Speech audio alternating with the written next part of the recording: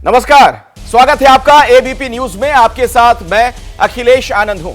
2024 के लोकसभा चुनाव से पहले जनता दल यूनाइटेड यानी जेडीयू में बड़ा बदलाव हुआ है।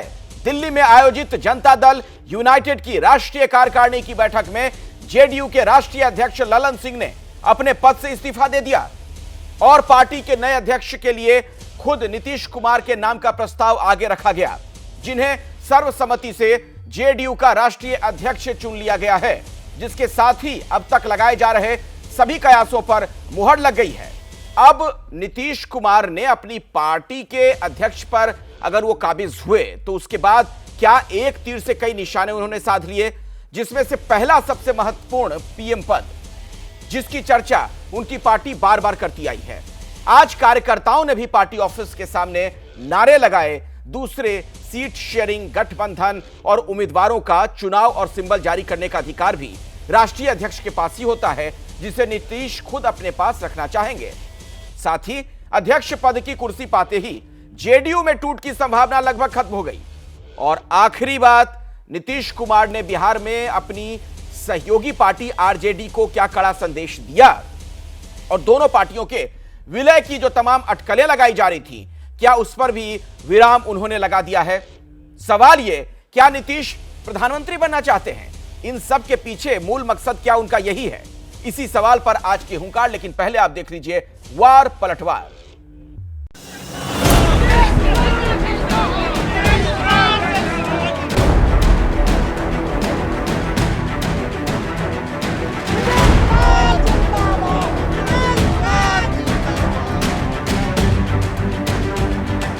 ललन सिंह जी ने प्रस्ताव रखा कि मैं किसी भी कीमत पर मुंगेर को नहीं छोड़ सकता हूं और इस जिम्मेदारी को आप खुद लीजिए। फिर नीतीश कुमार जी ने उसको एक्सेप्ट किया। तो अपनी साख पूरे तौर पे नीतीश जी ने गंवा दी ललन सिंह जी की बातों में आकर। जेडीयू अब कहीं का नहीं रहा। हमें छोड़कर वो गए थे आरजेडी की तरफ, लेकिन आरजेडी ने उनको अच्छा सिला दिया, उनको जो वादा किया उसे तोड़ दिया। अब जब एनडीए अलायंस के संयोजक नहीं बने तो वो मुख्यमंत्री नीतीश कुमार जी अब राष्ट्रीय अध्यक्ष ही बन गए अपनी पार्टी के। नीतीश कुमार जी जनता दल यू के नहीं, परिवर्तन की चाह रखने वाले सभी कार्यकर्ताओं के और भी सभी जनता के नेता हैं। बहुत अच्छी बात है। ऐसे भी उस पार्टी की पहचान तो नीतीश जी से ही। आदरणीय नीतीश कुमार जी ने परमानेंट दरवाजा बंद कर दिया। अब लाख डोरे डाले बीजेपी वाले, वह कुछ होने वाला नहीं है।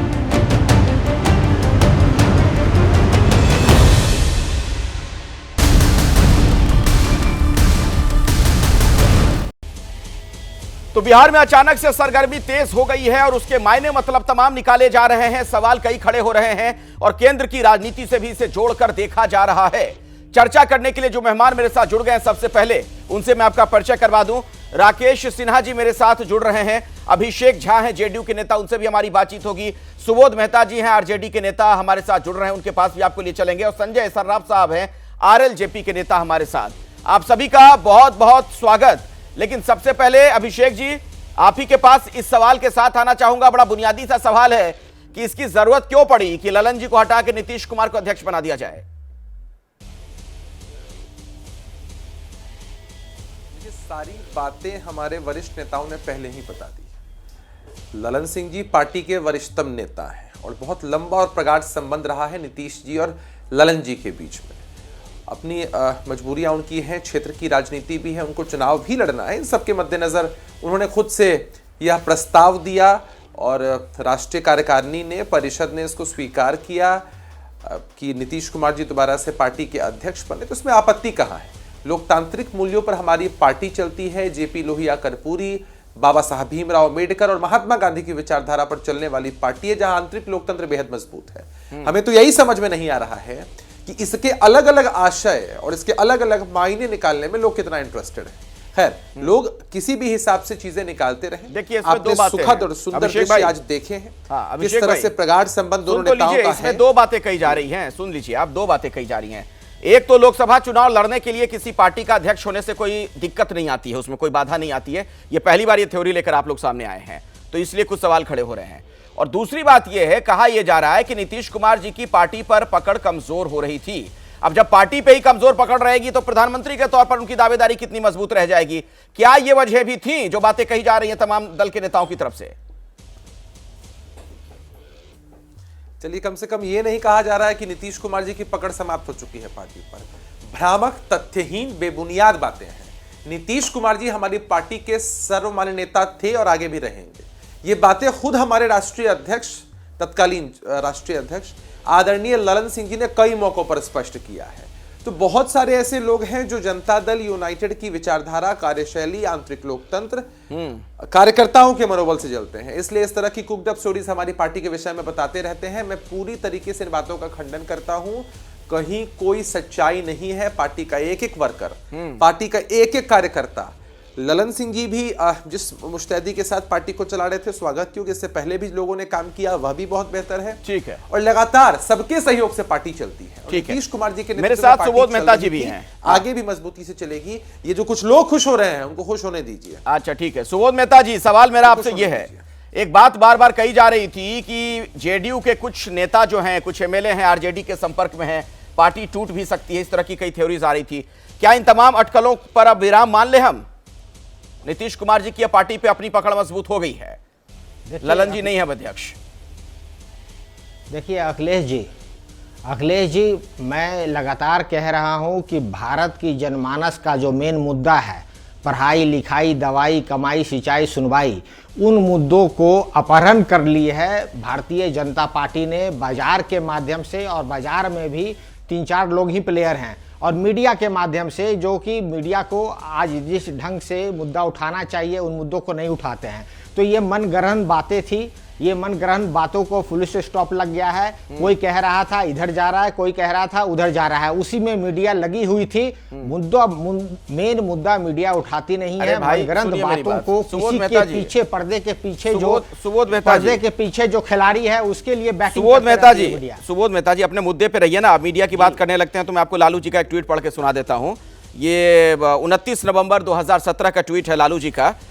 वो उन्होंने तंज करते हुए लिखा था कि क्या आप पेट के दांत ठीक करने वाले किसी डेंटिस्ट को जानते हैं? बिहार में जनादेश का एक मर्डरर है जिसके पेट में दांत है। उसने सभी नेताओं और पार्टियों को ही नहीं बल्कि करोड़ों गरीब गुरबों को भी अपने विष दंत से काटा है। ये तो आपके सबसे बड़े नेता का कथन है, इसमें कहां से मीडिया आ गई? अखिलेश जी, मैं यही तो कह रहा हूं कि आज बात हो रही है 29 दिसंबर 2023 की राष्ट्रीय परिषद की उनकी मीटिंग जो हो रही है। आप मुद्दा उठा रहे हैं 2017 की। मुद्दा नहीं उठा रहा हूं, पेट में दांत वाली बात जो थी ना, उस पे याद आ गई, तब मैं आपसे कह रहा था। के बाद हाँ, देखिए, तो वही तो कह रहा हूं, आपको याद भी आती है, जो पर्दे के पीछे जो आदमी है उसी की बात याद आती है। पर्दे के पीछे मैं लगातार कह रहा हूं, मुद्दा कौन है पर्दे के पीछे? उठाते नहीं है, बात कहीं से कहीं लेके चले जाते हैं। यहाँ पे बहुत मुश्किल। भारतीय जनता पार्टी बाजार के माध्यम से, किसकी बात आप कर रहे हैं? जनमानस का अपहरण कर रखी है। मैं कह तो रहा हूं, भारतीय जनता पार्टी जनमानस का, मुद्दों का अपहरण करती है मीडिया और बाजार के माध्यम से। मैं इसकी बातें कह रहा हूं। अच्छा, मतलब आप लोग सहूलियत के मुताबिक एक दूसरे से मिलते जुलते रहिए। कभी कोई पलटी मार ले, कभी सत्ता में बढ़ने के लिए कोई कुछ कर ले, उस पर सवाल ना खड़े किए जाए, ना पूछा जाए। राकेश जी, आपके नजर में ये क्या है? अगर ललन जी अब नहीं है जेडीयू के अध्यक्ष, नीतीश कुमार अध्यक्ष बन गए, इसके पीछे का गणित आप क्या समझ पा रहे हैं? कैसे आप लोग रीड कर रहे हैं इसे? देखिए, जनता दल यू का एक आंतरिक मामला तो है, लेकिन सब कुछ ठीक नहीं है ऐसा दिखाई पड़ रहा है। दूसरी सबसे महत्वपूर्ण बात यह है कि आज जनता दल यू के सामान्य कार्यकर्ता को यह अनुभूति हो रही है कि जिस प्रधानमंत्री नरेंद्र मोदी जी को कोस कोस कर ललन सिंह जी संसद के बाहर आलोचना करते थे, मैं गाली नहीं बोलूँगा लेकिन आलोचना करते थे, आज उस पार्टी के कार्यकर्ता नेतृत्व को यह महसूस हो रहा कि गांव-गांव, गली-गली में प्रधानमंत्री नरेंद्र मोदी जी ने एक नई जाति खड़ा कर दी है। वो जाति है लाभार्थियों की। जो लोग 70 साल से राज्य के सामने हाथ पसार कर खड़े रहते थे और भारत के खाद्य मंत्री अमेरिका में कटोरा लेकर भीख मांगने से लेकर लोगों को आश्वासन देने का काम करते थे, उस जगह पर अखिलेश जी आप तो स्वयं जमीन से जुड़े हुए हैं।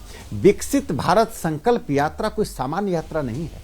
यह देश के तमाम ऐसे लोगों को एकत्रित कर रहा है जो लोग यह आवाज उठा रहे हैं कि प्रधानमंत्री मोदी जी के शासनकाल में उनको उज्ज्वला योजना का लाभ मिला, आयुष्मान का लाभ मिला, 81 करोड़ 35 लाख लोगों के घरों तक अनाज पहुंचा। आज मैं स्वयं दिल्ली के एक नारायणा गांव से आ रहा हूं, क्या महिलाओं का हुजूम है उज्ज्वला योजना के लिए, लंबी कतार लगी हुई लगाने के लिए। तो कहने का तात्पर्य यह है कि आज जनता दल यू और आरजेडी के गठबंधन का आधार समाप्त हो चुका है, जातीय समीकरण की सीमाएं तय हो चुकी हैं और इसीलिए आज जनता दल यू में स्वाभाविक है खलबली होना। उनके आंतरिक मामलों में हम लोग हस्तक्षेप न करना चाहते न करेंगे, लेकिन मैं इतना जरूर बताना चाहता हूं कि इस गठबंधन की सरकार से बिहार प्रेरित बिहार की हालत बहुत ही खराब है। ठीक है, जो मैं पहले भी आपके यहाँ कहा कि शराब माफिया, बालू माफिया और भू माफिया इस सरकार को चला रही है। ठीक है अभिषेक जी, आप जवाब देना चाहेंगे, फिर संजय जी का रुख करूंगा मैं। हाँ, आप लोग चूंकि घबराए हुए हैं इसीलिए इस तरह की बौखलाहट है पार्टी के अंदर, उसी की परिणति है ये जो बदलाव हो गया है अध्यक्ष के पद पर। आपको पार्टी के किसी भी नेता के बॉडी लैंग्वेज से, बयानों से कहीं बौखलाहट नहीं दिखती होगी, न घबराहट दिखती है। बेचैन कौन लोग हैं वो इन्हीं को पता है। कहते हैं कि जनता दल यूनाइटेड का आंतरिक मामला है, हम क्या बोलें, लेकिन इतना कुछ कह देते हैं। और बिहार में सब कुछ दिखेगा इनको, क्योंकि इनका चश्मा सिर्फ बिहार में काम करता है। इनको बिहार में जंगल राज दिखता है, इनको बिहार में लूट, अपहरण, हत्या, बलात्कार सब कुछ दिखता है। लेकिन उत्तर प्रदेश चले जाते हैं, चश्मा काम करना बंद कर देता है। मणिपुर चले जाते हैं, आंखें भी बंद हो जाती हैं। वहां तो इनको राक्षस राज और दानव राज दिखता ही नहीं है, अत्याचार नहीं दिखता है, मसले नहीं दिखते हैं। देखिए, दोहरी नीति भारतीय जनता पार्टी की साफ तौर पर दिखती है कि बिहार के साथ पक्षपातपूर्ण रवैया। अरे इन्हीं नीतीश कुमार जी ने आपको बाहर का रास्ता पहले दिखाया था और जनता के आशीर्वाद से नीतीश कुमार जी के नेतृत्व में जो महागठबंधन बिहार में चल रहा है, जो इंडिया अलायंस का स्वरूप है बिहार के अंदर, वही फिर से आपको बाहर का रास्ता दिखाएगा।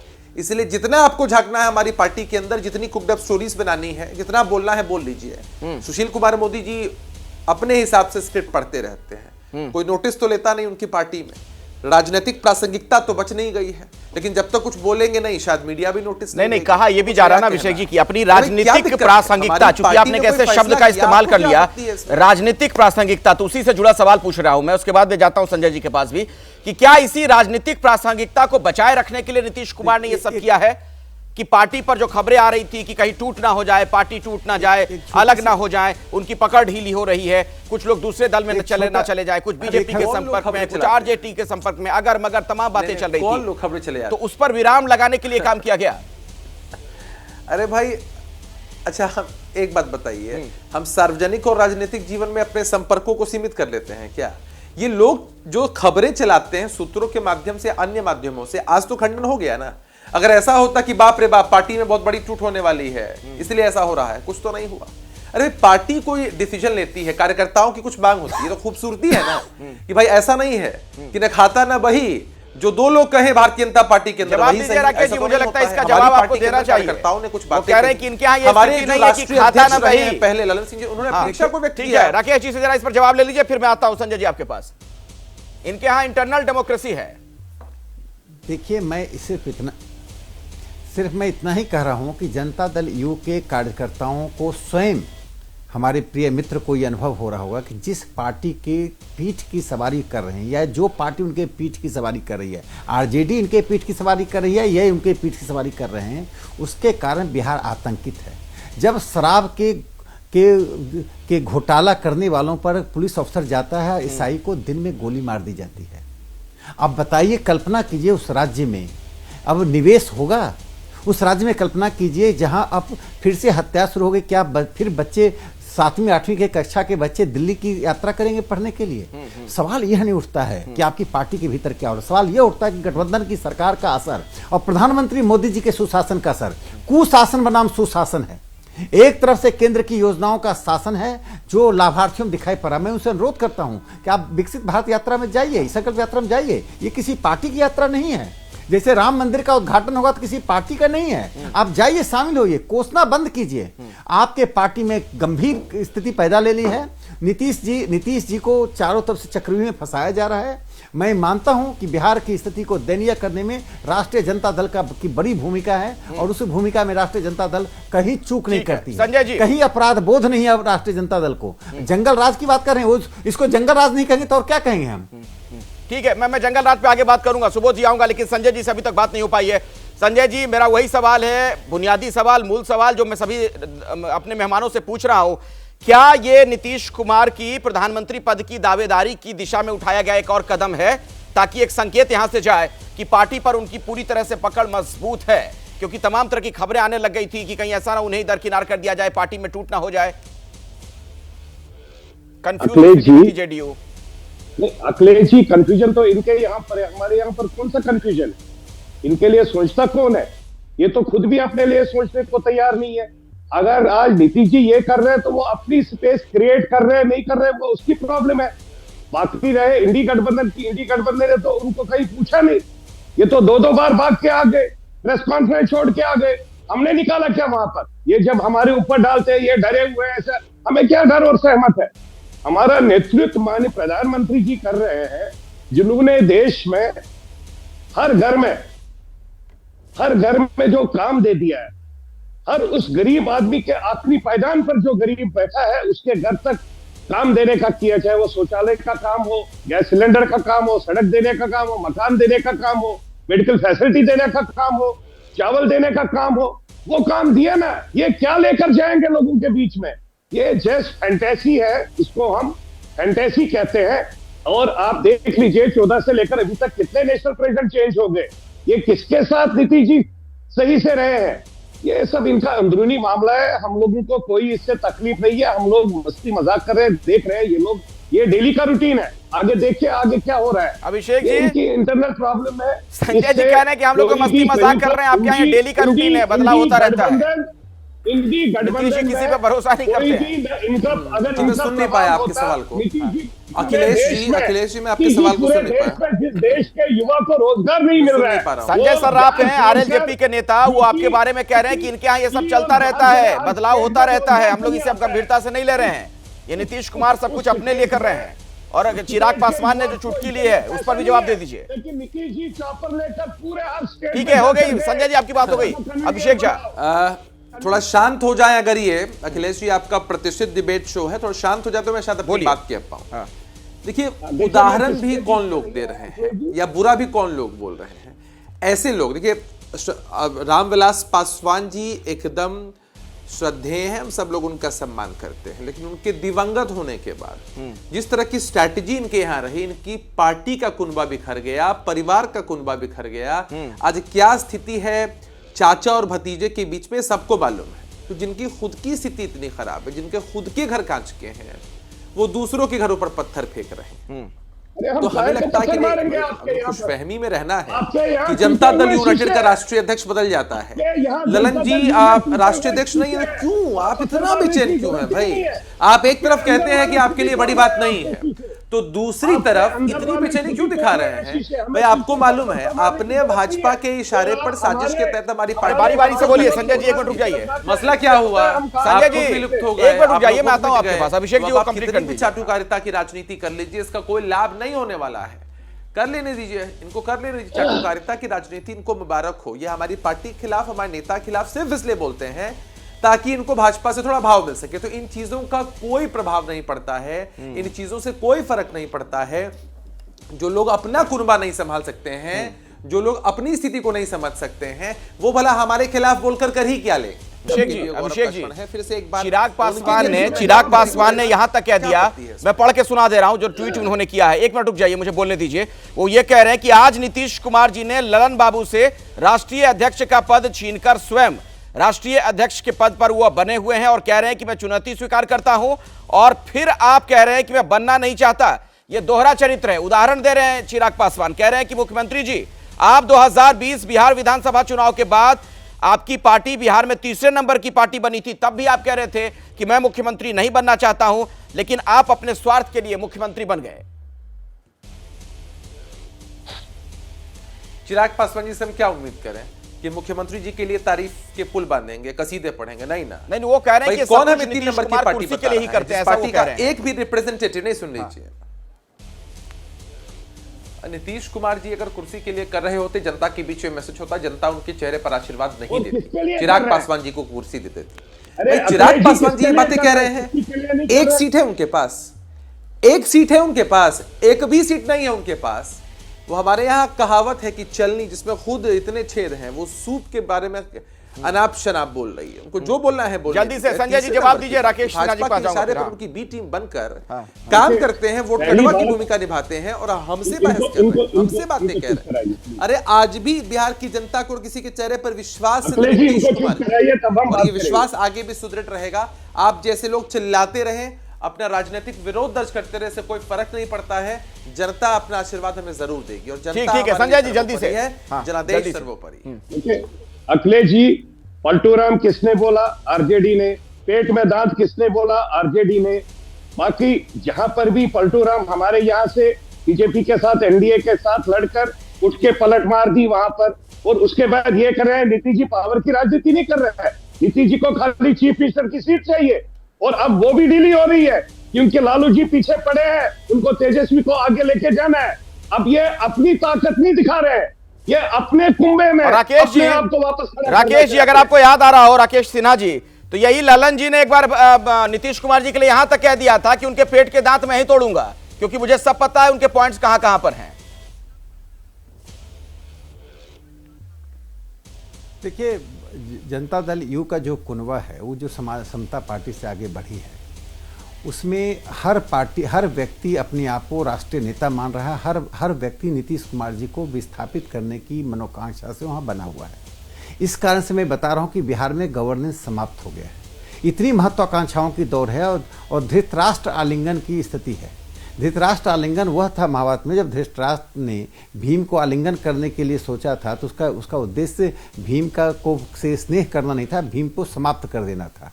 तो आज आरजेडी जनता दल यू से आलिंगन कर रही है उसे समाप्त करने के लिए, और जनता दल यू आरजेडी से आलिंगन कर रही है उसे समाप्त करने के लिए। इसमें दोनों ही धृतराष्ट्र के रूप हैं, दोनों ही एक दूसरे को भीम समझकर आलिंगन कर रहे हैं। तो मेरे कहने का तात्पर्य है कि देखिए, आपकी पार्टी कैसे चली, क्या चले, हमें मतलब नहीं है। आप बिहार को कैसा चला रहे हैं, इससे में मतलब है। मैंने जो सवाल खड़ा किया कि महिलाओं की असुरक्षा बढ़ी है, पुलिस स्वयं असुरक्षित महसूस हो रहा है। पुलिस यदि हफ्ता, आपको मालूम है बिहार में थानों की नीलामी हो रही है, auctioning of the police station. थाने की नीलामी हो जाती है कि 5 करोड़ में थाना बिक गया, 5 करोड़ जो वसूलने वाला कोई और है, वो वसूल के थाने को देगा। थाने वाले डायरेक्ट वसूली नहीं करते हैं। यह स्थिति मैं देख कर आ रहा हूं। हत्याओं की रिपोर्ट नहीं लिखी जा रही है, गरीब और हाशिए के लोगों की मारे जा रहे हैं, हत्या की रिपोर्ट नहीं लिखी जा रही है। आप बताइए, जनता दल यू और आरजेडी के विधायक कितनी बार गांव में जाकर गरीब लोगों के हम गए हैं? एक विधायक और एक नेता का नाम बता दीजिए। सुबोध मेहता जी, आज मैं एक और छोटी बात अंत कर रहा हूं। जल्दी से राकेश, जल्दी लाभ की योजनाओं, मैंने कहा केंद्र सरकार की और राज्य सरकार के बीच में जमीन आसमान का अंतर दिखाई पड़ रहा है, और इसी से ये बौखलाए हुए हैं। इनकी एकता का कारण समाप्त होने का। ठीक है सुबोध जी, इसलिए मैं कहता हूं समय रहते सुबोध जी, आप लोग बौखलाए हुए हैं, और राकेश सिन्हा जी कह रहे हैं कि आप लोगों का दरअसल जेडीयू और आरजेडी का धृतराष्ट्र आलिंगन है, जहां दोनों एक दूसरे का नुकसान पहुंचाना चाह रहे हैं। दरअसल आलिंगन दिख बढ़ रहा है। हाँ, अखिलेश, देखिए अखिलेश जी, राकेश सिन्हा जी हमारे सीनियर भी हैं, लेकिन मैं इतना जरूर बोलना चाहूँगा, राकेश सिन्हा जी एक तरफ क्राइम की बात कर रहे हैं, बिहार के क्राइम की। शायद एनसीआरबी का ये रिपोर्ट देख लेते, और एनसीआरबी के रिपोर्ट में बिहार कहाँ खड़ा है और उत्तर प्रदेश कहाँ खड़ा है। चाहे महिला के सशक्तिकरण की इन्होंने बात किया है, महिला के ऊपर जो क्राइम है बिहार में, उत्तर प्रदेश में, और हीनियस क्राइम में, मर्डर जैसा क्राइम में बिहार और उत्तर प्रदेश का देखिए। चार्ज शीटिंग देखिए, 92% चार्ज शीटिंग जो है बिहार का है और 91% उत्तर प्रदेश का है। तो क्राइम किया भी है तो उसको जो है निष्पक्ष रूप से पुलिस अपना काम कर रही है, पहली बात। दूसरी बात, इन्होंने कहा कि माननीय प्रधानमंत्री के डेवलपमेंटल प्रोजेक्ट का इन्होंने नाम लिया। तो मैं ये कहता हूं कि अगर दूध का दूध और पानी का पानी करना ही था कि आपने बहुत डेवलप किया है, तो 2021 का जो सेंसस है, सोशियो इकोनॉमिक डाटा उसमें निकल जाता। लेकिन इन लोगों ने इसको छुपाने के लिए ये जो है सेंसस रुकवा दिया और 2024 के बाद का इलेक्शन के बाद ये सेंसस करेंगे। अगर सेंसस हो जाता तो दूध पानी का पानी होता कि कितना डेवलपमेंट इन्होंने किया है। जहां तक बात रही राकेश सिन्हा जी जिस बैकग्राउंड से आते हैं,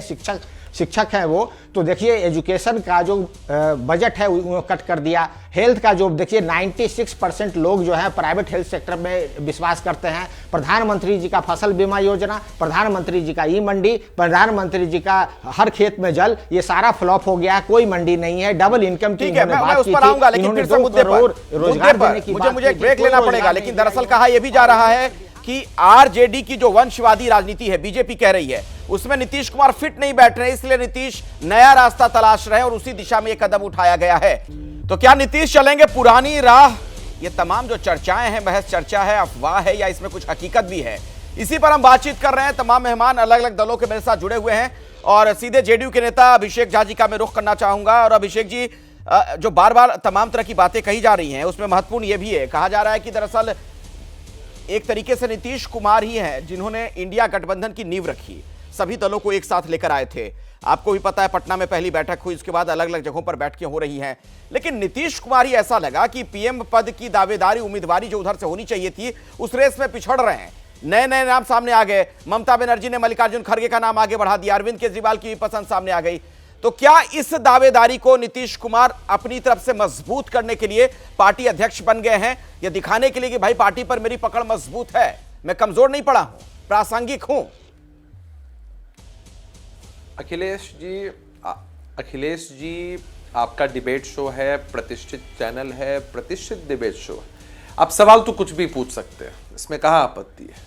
लेकिन हमें तो सवाल ही कई बार बेमानी लगता है, जिस सवाल का उत्तर कई मौकों पर पार्टी के वरिष्ठ नेताओं ने, खुद नीतीश कुमार जी ने दे दिया है, फिर भी हर बार वही सवाल, हर बार वही सवाल। भाई नीतीश कुमार जी सूत्रधार रहे हैं, उम्मीदवार नहीं हैं, और ये बातें उन्होंने कई बार कह दी है। दावेदारी है ही नहीं तो मजबूत क्या करना और कमजोर क्या करना? भाई पार्टी के सर्वमान्य नेता नीतीश कुमार जी हैं, पहले भी राष्ट्रीय अध्यक्ष। मैं आपको बीच में रोक रहा हूं, एक बड़ी खबर आ रही है। जेडीयू की बैठक के बाद केसी त्यागी का एक बयान आया है कि देश भर में जाति जनगणना का प्रचार करेंगे।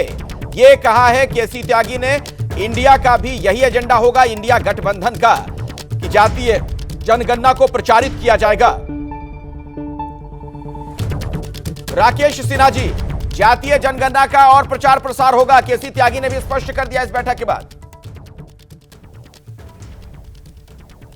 देखिए, केसी त्यागी जी बहुत अनुभवी व्यक्ति हैं, उनको पूछना चाहिए। कर्नाटक में कांग्रेस की सरकार है, कांग्रेस की सरकार ने जातीय जनगणना कराया, उसे सार्वजनिक नहीं कर पा रही है। उसके उप मुख्यमंत्री उसका विरोध कर रहे हैं, मुख्यमंत्री उसका समर्थन कर रहे हैं। खड़गे साहब से जब राज्यसभा में सवाल हुआ तो खड़गे साहब ने कहा कि हम क्या करें, नहीं हो पा रहा है। अब आश्चर्य की बात है, त्यागी साहब जी करें पूरे आप करा लीजिए ना देश भर में। सवाल उठता है कि इस देश में 4 जातियां प्रधानमंत्री मोदी जी ने कही है। जो काम लोहिया जी ने शुरू की थी, जो आगे नहीं बढ़ पाया, जो दीनदयाल जी शुरू किए थे, जो ठप कर पाया कर गए 4 दशकों तक, मोदी जी ने कहा 4 जातियां हैं। किसानों की जाति है जिसे 6,000 रुपये साल में मिल रहा है, वो गरीबों की जाति है, वो महिलाओं की जाति है। महिलाओं को 33% आरक्षण हमने दे दिया। और जाकर देखिए, आप इसका मजाक मत उड़ाइए, एक बार दूर से ही देख लीजिए। विकसित भारत संकल्प यात्रा में भारतीय जनता पार्टी का झंडा नहीं लगा हुआ, कितनी बड़ी संख्या महिलाएं आ रही हैं। महिलाएं घंटों बैठ रही हैं, संवाद कर रही हैं, आलोचनाएं भी कर रही हैं, अपेक्षाएं भी व्यक्त कर रही हैं, महत्वाकांक्षा भी व्यक्त कर रही हैं। ये उभरते हुए नए भारत का तस्वीर है। ठीक है, लेकिन जातीय जनगणना में क्या दिक्कत है राकेश सिन्हा जी? अगर बार बार ये बात इंडिया गठबंधन के लोग कह रहे हैं, जेडीयू वाले कह रहे हैं, क्या दिक्कत इसमें क्या है? हाँ। तो बिहार में कराने के बाद किसको कहां लाभ हुआ बता दें? कराए ना, कौन मना कौन कर रहा है? किसने रोका आपको? आपको रोक कहां रहा? आपने बिहार में जातीय जनगणना कराया, आपको लगा कि बम फूट जाएगा। बिहार में कुछ नहीं हुआ, वही अपराध हो रहे हैं, गरीबों की वही हालत हो रही है। केंद्र सरकार की आज योजनाएं नहीं पहुंचती तो बिहार में भूखमरी से हजारों लोग मरते। केंद्र सरकार की योजनाएं नहीं पहुंचती तो हमारी बहन बेटियां आज भी लोटा लेकर खेत में और खाली स्थानों पे खुले जगहों में शौच के लिए जाती। मैं इस पर आऊंगा, इस पर मैं बहस को आगे बढ़ाऊं उससे पहले एक और बड़ी खबर आ रही है। अब इसके कई मायने मतलब निकाले जाएंगे। देखिए, केसी त्यागी ने यह भी कहा जेडीयू की बैठक के बाद, जब वो मीडिया को संबोधित कर रहे थे, उन्होंने एक बहुत ही महत्वपूर्ण बयान दिया है कि राजनीति में कोई किसी का दुश्मन नहीं, इस शब्द का उन्होंने इस्तेमाल किया है कि राजनीति में कोई किसी का दुश्मन नहीं, ये केसी त्यागी कह रहे हैं। और आपको पता है कि राजनीति में संकेतों के बड़े मायने मतलब होते हैं। अभिषेक जी, मुझे लगता है एक बार फिर से इस पर भी आपको स्पष्टीकरण देना चाहिए। कोई दुश्मन नहीं, तो क्या बीजेपी वाले भी दोस्त बन सकते हैं? बीजेपी वाले दुश्मन कैसे हैं भाई? राजनीति में हम एक दूसरे की विचारधारा का विरोध करते हैं, नीतियों का विरोध करते हैं, लेकिन इसका ये मतलब थोड़ी होता है कि वो हमारे दुश्मन हो गए। उनके यहाँ कार्यक्रम होते हैं नीचे, हम लोग जाते हैं, हमारे यहाँ कार्यक्रम होते हैं, वो लोग भी आते हैं। और नीतीश कुमार जी की छवि और कार्यशैली इसी प्रकार की रही है। तो इसके कयास मायने लोग निकाल रहे हैं, वो अलग है। राजनीति से इतर चीजें होती हैं कई बार, लेकिन जहां तक आप पॉलिटिकल स्टैंड की बात करेंगे तो पॉलिटिकल स्टैंड इंडिया गठबंधन के साथ मजबूती से नीतीश कुमार जी ने इसी पर सुबोध बड़े प्रयासों के साथ इसको इसी पर सुबोध मेहता जी, आपकी लोग अपने प्रतिक्रिया हिसाब से जानना एनालिसिस चाहूंगा। करेंगे, लेकिन कोई दुश्मन चिंता तो नहीं हो रही इस तरीके के बयान अगर आ रहे हैं तो? जी देखिए अखिलेश जी, मैं ये कहना चाहता हूँ कि ये बयान जो है, आप इसको, जो लड़ाई है हमारी लड़ाई विचारधारा की लड़ाई है। हमारी लड़ाई, मैंने कहा कि अंत्योदय से लेकर सर्वोदय की तरफ, बहुजन सुखाय बहुजन हिताय की कॉन्सेप्ट से, और जो है हम लोग बहुजनवादी और संवैधानिक राष्ट्रवाद की बात कर रहे हैं। और राकेश सिन्हा जी की जो पार्टी है वो सांस्कृतिक राष्ट्रवाद की तरफ बात कर रही है। ये लड़ाई बहुत प्राचीन, और आज भी 2024 में उसी लड़ाई में दो धारा बटा हुआ है। अभी राकेश सिन्हा जी कह रहे थे कि जो है जाति जनगणना की बात, आप देखिए बिहार विधानसभा से दो बार भारतीय जनता पार्टी ने भी जाति जनगणना को सपोर्ट किया था। और केंद्र में भी देखिएगा 2011 के जाति सेंसस में सोशियो इकोनॉमिक कास्ट सेंसस हुआ था, उसका डाटा माननीय प्रधानमंत्री पार्लियामेंट के पास अभी भी है। इन्होंने डाटा को पब्लिश नहीं किया, रजिस्ट्रार जनरल ऑफ इंडिया ने और कमीशन नहीं, वो ये भी कह रहे हैं सुबोध जी, वो ये भी कह रहे हैं राकेश सिन्हा जी कि जातीय जनगणना का जो आंकड़ा था अगर आपके पास आया, उसका क्या फायदा हुआ, क्या लाभ हुआ, ये भी तो बता दीजिए। मतलब इसके पीछे सिर्फ वोट हासिल करने की मंशा है क्या? देखिए यही फायदा नहीं। देखिए अखिलेश जी, राकेश सिन्हा जी को मुझे लगता है कि जो आया है रिपोर्ट, उसके बाद जो है हम लोगों ने आरक्षण का दायरा 75% किया है, और जो है 2 लाख रुपए 94 लाख फैमिलीज को हम लोग जो है देंगे। तो ये बातें हुई है, और लगातार जो पॉलिसियां अब बन रही है वो तीव्र गति से, जो टारगेट हमारे पास है कि भाई जो कौन लोग पैदान में सबसे पीछे है, जो गांधी का जो मेन कॉन्सेप्ट था कि अंत्योदय से लेकर सर्वोदय तक हम लोग जा रहे हैं। तो जाति जनगणना एक महत्वपूर्ण जो है साइंटिफिक डाटा हमारे पास आ गया है, और इसको लेकर हमने आरक्षण भी बढ़ाया है। इसको लेकर हम गरीब परिवारों के साथ आर्थिक मदद के लिए भी हम लोग आ गया है, और साथ में पॉलिसी फ्रेमवर्क में हम लोग आ गया है। तो राकेश सिन्हा जी सब जानते हैं, लेकिन राकेश जी रिस्पॉन्ड करना चाह रहे थे। राकेश जी नहीं, इन्होंने कहा अंत्योदय से सर्वोदय तक जाने की बात। ये मुहावरे तो मुझे बहुत अच्छा लग रहा है। 7 दशकों से हम यही नारा लगाते रहे, लेकिन अंत्योदय सर्वोदय तक पहुंचने के लिए कुछ तो हाथ में पैसा चाहिए ना। आप मुझे एक चीज बता दीजिए, उत्तर प्रदेश का आपने नाम लिया, अभी हाईएस्ट 43,000 करोड़ का वहां निवेश हुआ है 22-23 में। गुजरात दूसरे नंबर पर है, 37,000 करोड़ का हुआ। बिहार कहाँ है? आप 37,000 नहीं करोड़, 20,000 करोड़ का इन्वेस्टमेंट करा देते, आपको सबका उदय होता। सर्वोदय तभी होगा ना। पैसा, हाथ में पैसा ही नहीं है और उदय करने चले हैं। उदय के लिए सूर्य को रोशनी चाहिए, बिना रोशनी के सूर्य का महत्व नहीं है। रोशनी है इसलिए सूर्य का महत्व है। जिस राज्य के पास पैसा नहीं है, जो राज्य बार बार केंद्र से उधार लेती है, जो राज्य जीएसटी को ठीक से नहीं संभाल पा रही है और केंद्र सरकार पर हमेशा निर्भरता रहती है, केंद्र की योजनाएं समाप्त हो जाए तो बिहार में सिविल वॉर हो जाएगा। जेडीयू आरजेडी जिम्मेदार है कि फिर आप लोग भी जिम्मेदार हैं? लंबे वक्त तक आप भी शासन में आ रहे हैं राकेश जी। अखिलेश जी, बिहार में आप भी लंबे वक्त तक शासन में रहे, भूलिए मत आप। मैं यह भी बता दूं, मैं यह भी बता दूं, मैं जिस गांव से ये लोग आते हैं, हम सब गांव से आते हैं। मैं तो गांव घूमता हूं, ये भी गांव घूमते होंगे, गांव से संबंध रहा होगा। अपने ही गांव के 5 स्कूलों का नाम बता दें जिन स्कूल में छत ठीक है, जिस स्कूल में एक क्लासरूम में 2 कक्षाएं नहीं लगती। आपको मालूम है अखिलेश जी, मैं बेगूसराय के गांव में गया, स्कूल में गया, एक ही कमरे में पर्दा टांग के 2 कक्षाएं लग रही हैं। अरे ये तो अद्भुत है। यूनाइटेड नेशन की टीम आ जाएगी देखने के लिए कि अद्भुत काम हो रहा है बिहार में। तो ये स्थिति क्यों है राकेश जी? इसका जवाब तो आरजेडी को भी देना होगा, जेडीयू को और आप लोगों को भी देना पड़ेगा। आप लोग भी सत्ता में आ रहे हैं बिहार में लंबे वक्त तक गठबंधन की सरकार में। देखिए हमारे साथ रहते ही कम से कम कानून व्यवस्था ठीक चली। हमारे साथ रहते हुए शराब माफिया का राज नहीं था, हमारे शराब रहते हुए कोई सड़क पे शराब पीता हुआ पकड़ा नहीं जाता था और भागता था। आज तो इसलिए हद हो गई, आप जाके गले मिलिए लोगों से, नाक से शराब की बू आती है। और ये तो शराब आता कहाँ से? या तो बंगाल से आ रहा है। ठीक है, देखिए राकेश सिन्हा जी जानते सब हैं, सुशील कुमार मोदी जी बिहार के फाइनेंस मिनिस्टर रहे हैं लंबे अरसे तक, और दूसरी बात ये इनके शिक्षा मंत्री भी रहे हैं।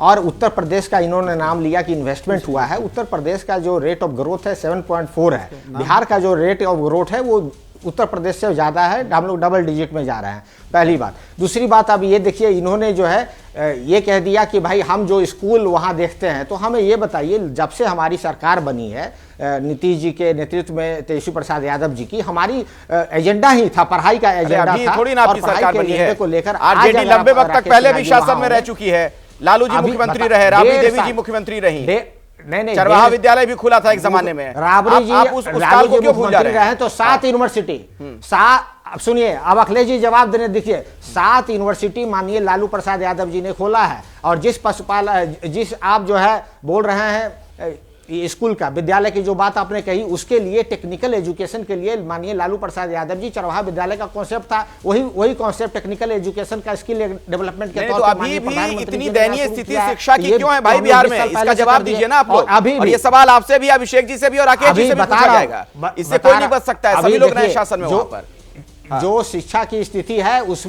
उसमें हम 8 लाख शिक्षकों की जरूरत थी, और हम लोग लगातार जो है शिक्षक की बहाली कर रहे हैं। लगभग 4,40,000 शिक्षक जो है नियोजित अभी हुए हैं 2-3 दिन पहले। तो लगातार हम 1.5 साल से बने हुए हैं, और 1.5 साल में लगातार अमूलचूल परिवर्तन हुआ है शिक्षा में। राकेश सिन्हा जी भी देख रहे हैं। ठीक है राकेश जी, जल्दी से, संजय जी बोलना चाह रहे हैं बहुत देर से, मुझे उनके पास जाना, जल्दी से राकेश सिन्हा जी जल्दी से। एक छोटा सा सवाल है कि बिहार के शिक्षा मंत्री तुलसीदास जी को किस रूप में देख रहे हैं, रामचरितमानस पर क्या टिप्पणी कर रहे हैं? जिस रामचरितमानस की, रामायण की चर्चा मलेशिया, इंडोनेशिया में होती है, कोरिया में होती है, दुनिया के 41 देशों में इसका किसी न किसी रूप में मंचन होता है, बिहार जो कि रामधारी सिंह दिनकर की धरती है, वहाँ पर यह स्थिति क्यों आ रही है? रामधारी सिंह दिनकर के नाम पर हम एक विश्वविद्यालय की मांग करते रहे बिहार सरकार से, एक रामधारी सिंह दिनकर के नाम पर विश्वविद्यालय भी नहीं खोल पाए। अपने राष्ट्रकवि का आप सम्मान नहीं कर पा रहे हैं। मतलब जो मूल मुद्दा है, क्या उससे डिरेल करने के लिए, सुबोध जी ध्यान हटाने के लिए उस तरीके का बयान दिया था आपके शिक्षा मंत्री ने? इस तरीके के बयान देकर जो मूल मुद्दे हैं उससे ध्यान हटा दो जनता का। देखिए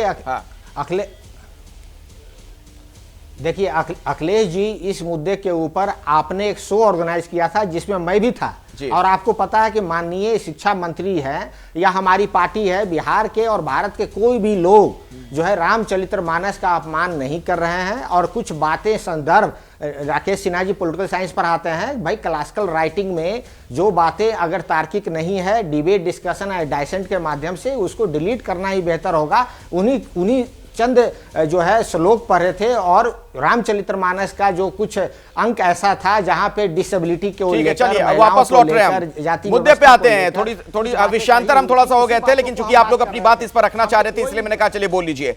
संजय सराफ जी, बात नीतीश कुमार की हो रही है, और सवाल यह खड़ा हो रहा है क्या नीतीश कुमार की जो मंशा है लंबे वक्त से, आज से नहीं, और सभी को पता भी, ओपन सीक्रेट है ये, कि वो प्रधानमंत्री बनना चाहते हैं, उसकी दौड़ में कई वक्त नजर भी आए, और बीजेपी के साथ जो उनकी दूरियां बढ़ी उसके पीछे भी बड़ी वजह के तौर पर यही बात कही गई थी। तो अभी जो अध्यक्ष पद पर आसीन हो गए, ललन कुमार को हटाकर, ललन सिंह को हटाकर, उसके पीछे क्या यही एजेंडा उनका नजर आ रहा है, अपने आप को मजबूत दिखाना कि पार्टी पर पूरी तरीके से हमारी पकड़ है? देखिए अखिलेश जी, एजेंडा जो भी उनके बीच में, उनके दिमाग में हो, इंडी गठबंधन नहीं ना मान रहा है वो एजेंडा। जब बिहार में उन्होंने इससे पहले भी इलेक्शन का टाइम जब आ जाता है, पिछड़ा को अति पिछड़ा बनाया, दलित को महादलित बनाया, जहां कॉन्स्टिट्यूशनल राइट्स उनको नहीं मिले बना दिया। इलेक्शन के टाइम इलेक्शन हो गया, अति पिछड़ा की वो वहां पर है, दलित महादलित वहां पर है। ये सब चीजें इन्होंने सोशल इंजीनियरिंग बहुत बार की है। ये भी मैं एक टाइप की सोशल इंजीनियरिंग ही समझ रहा हूँ। ये भी इनकी सोशल इंजीनियरिंग है, पॉलिटिकल इंजीनियरिंग करके इन्होंने प्रेसिडेंट अध्यक्ष बदल दिया, just to give the message आप तभी देना चाहते हैं जब वहां कोई लेने वाला हो। वहां कोई आपको वेट ही नहीं दे रहा है, वहां आपको एक्सेप्ट ही नहीं कर रहा है, कोई वेटेज ही नहीं दे रहा है। कौन नहीं एक्सेप्ट कर रहा है? अध्यक्ष बने, देखिए अच्छा, इंडिया गठबंधन की बात कर रहे हैं आप? नीतीश जी हमारे साथ नहीं थे, अखिलेश जी 2014 में एनडीए में नहीं थे, फिर भी हम 39 सीटें लेके आ गए। अब उसके बाद 19 में थे, उस वक्त भी 39 सीटें, सॉरी उस वक्त 38 सीटें लाए, अब 39 सीटें लाए। एनडीए को कोई फर्क नहीं पड़ने वाला है। इसके जेडीयू का प्रवक्ता भी जानता है, आरजेडी का प्रवक्ता भी जानता है, हमारे नेतृत्व माननीय प्रधानमंत्री भी जी कर रहे हैं, जो नेतृत्व हमारा कर रहे हैं, जिस तरीके से पूरे देश में काम हुआ है, कार्य हुआ है, कश्मीर से लेकर कन्याकुमारी तक, जिस कश्मीर में पथराव के बगैर कुछ नहीं दिखता था, उस कश्मीर में G20 किया गया, पूरा देश दुनिया देख रहा है। तो इसमें ये जो मर्जी करे, सोशल इंजीनियरिंग, पॉलिटिकल इंजीनियरिंग, जो मर्जी करे, इससे कोई फर्क नहीं पड़ने वाला है। इनको इनका इंडी गठबंधन जो घुमंडिया गठबंधन है वो भी वेटेज नहीं दे रहा है। जब वो वेटेज देगा तो तब देखेंगे आगे क्या होता है। अभिषेक जी, इस तरीके के हालात क्यों हैं? ये जो तंज कर रहे हैं यहाँ पर संजय सराफ,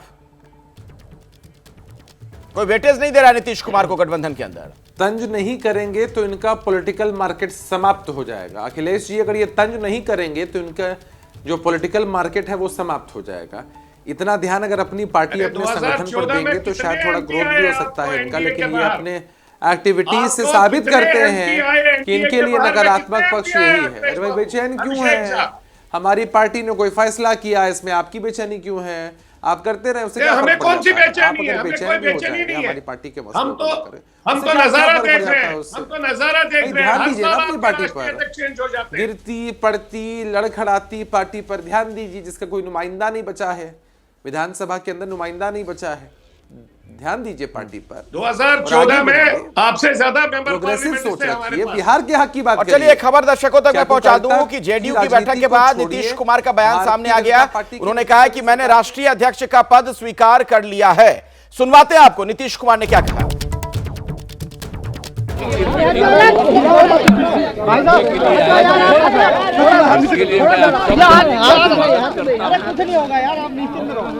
आप सब लोगों का मैं अभिनंदन करता हूँ। हो रही थी वो हम स्वीकार कर लिया है। फिर हम राष्ट्रीय अध्यक्ष के पद को स्वीकार कर।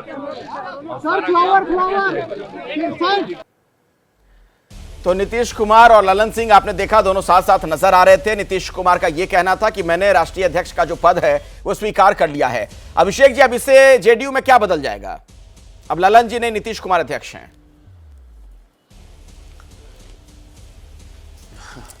देखिए, हमारी पार्टी, मैंने शुरू में बताया था कि कर्पूरी, लोहिया, जयप्रकाश, महात्मा गांधी और बाबा साहब भीमराव अम्बेडकर की विचारधारा पर चलने वाली पार्टी है। और पार्टी में आंतरिक लोकतंत्र है। कई बार कई लोगों को राष्ट्रीय अध्यक्ष बनने का, प्रदेश अध्यक्ष बनने का मौका मिला है। अरे तो आंतरिक मसला ये है कि हमारी नीतीश कुमार घूम कर क्यों अध्यक्ष बन जाते हैं? कैसे सामाजिक न्याय की आवाज जाता है, कैसे सबको हटाया जाता है? और भी लोगों के नंबर आने चाहिए थे कि नहीं आने चाहिए थे? अभी ललन सिंह को निकालने का हटाया जाता है, ये शब्द गलत है अखिलेश जी। नहीं, अभिषेक जी का भी तो नंबर आना चाहिए। फिर हटाया जाना और पार्टी का कोई फैसला होना गजब की बात है।